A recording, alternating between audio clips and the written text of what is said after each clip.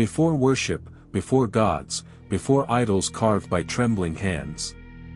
There were the totems. Placed not to honor something, but to trap it. 12 were buried across the earth. One remained above ground. For a reason. The village had not seen rain in weeks. Then one night, black clouds rolled in, silent, fast, unnatural. It rained. But not water. Ash.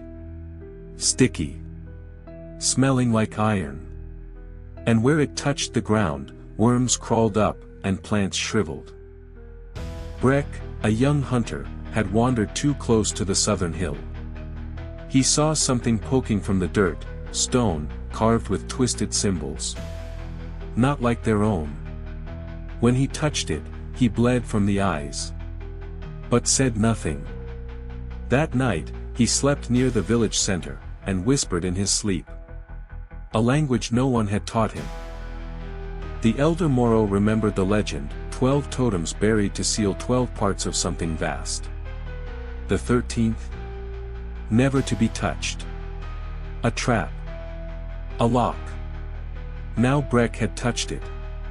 The ground cracked near the stream. Fish floated up, eyes white, skin boiling from within.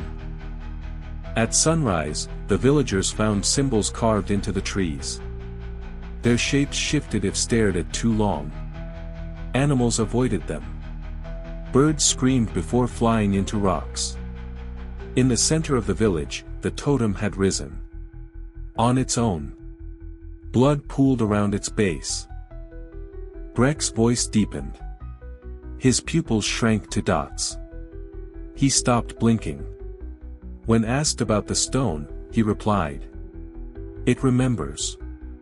And now so do I. At night, villagers heard chanting from beneath the ground. In reply, Breck smiled. It wept. The totem. From its carved eyes, blood flowed. The village dog licked it. It caught fire. No one touched the totem again. But in their dreams, it spoke. Unbury the rest. Despite fear, some felt drawn to the southern fields. They dug. Unprompted. Bare hands. No tools. They uncovered something round, smooth.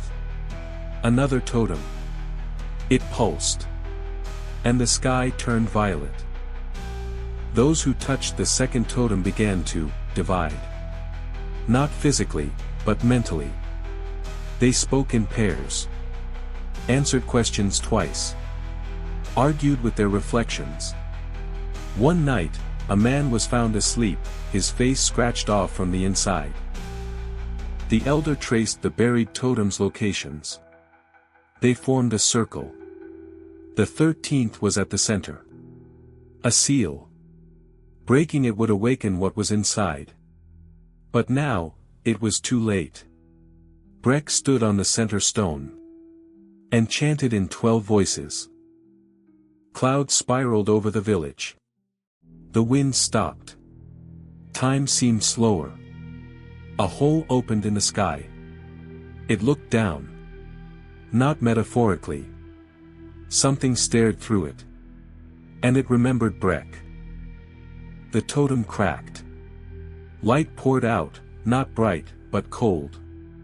Shapes crawled from the fissures. Boneless. Wet. They didn't kill. They whispered. And those who listened were never themselves again. Moro, shaking, gathered the totem shards. He bled into them. He carved new words. Forbidden ones. He bound Breck in vines soaked in fire ash. And chanted what he had once sworn never to remember. The 13th screamed. And fell silent. 12 were buried again. The 13th shattered, pieces scattered. But the ground still hums at night. Some say the 13th wasn't a seal. It was bait. And we've already been noticed.